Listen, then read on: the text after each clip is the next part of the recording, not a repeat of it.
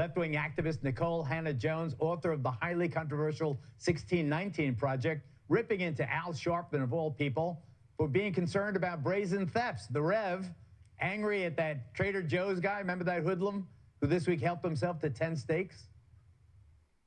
You go to a local pharmacy, Dwayne Reed or Rite Aid, any of them, and you've got to get someone to help assist you. I mean, we're talking about basic stuff.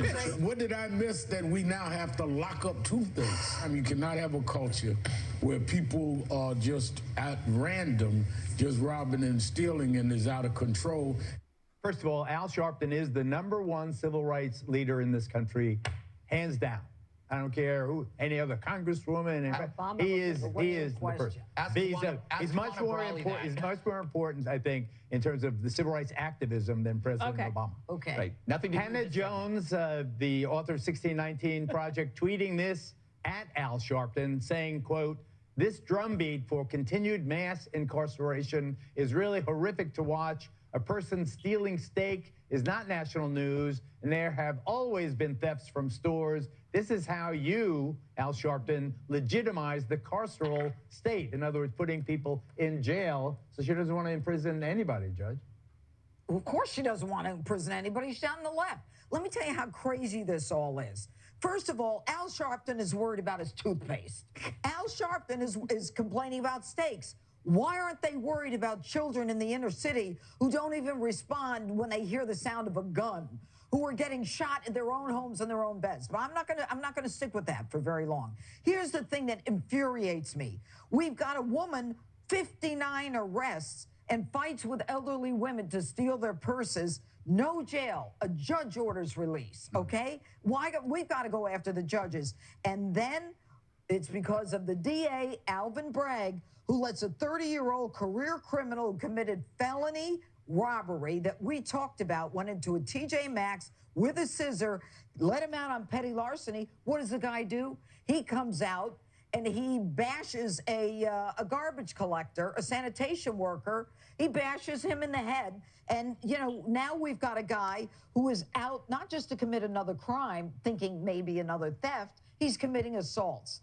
We are allowing, and these people are allowing, all of them, us to be the victims and don't care anymore about the rest of us. They only care about themselves. Rite Aid's closing, all the other drugs. I remember I covered Freddie Gray in Baltimore 2015, the big Rite Aid they put to change the neighborhood, raped really by looters, closed.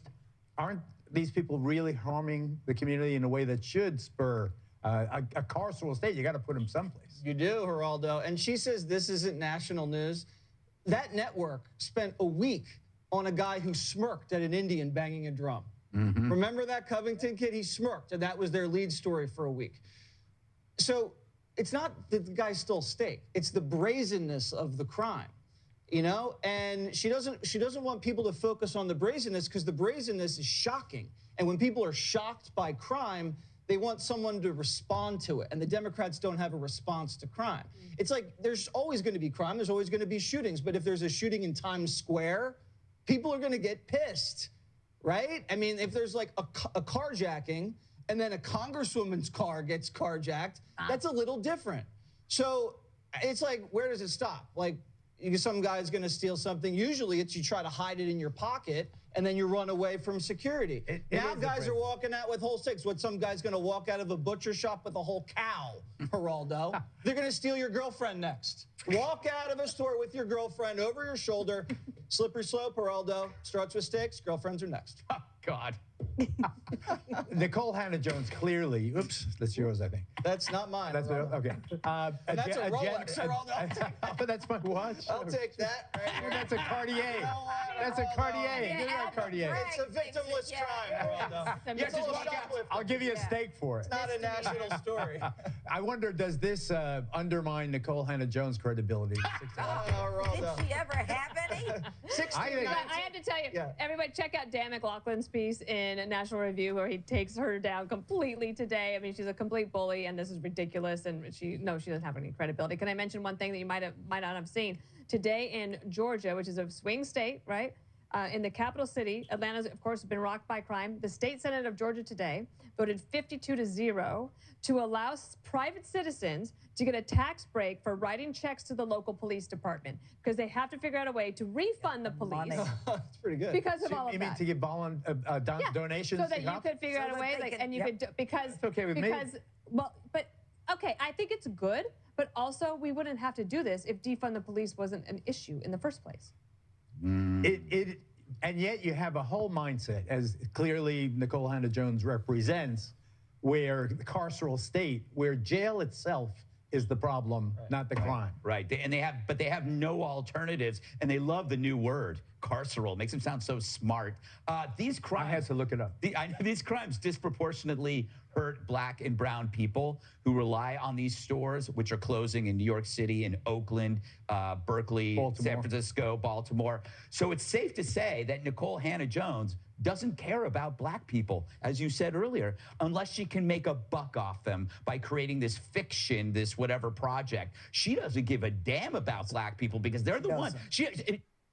She must not shop at Rite Aid or Duane Reade or Walgreens. Obviously, Sharpton does because the elderly go there. They need to go someplace local that's near their apartments. You close that, then they have to walk further, making them targets for mugging. She doesn't care about Black people. That should be her next book.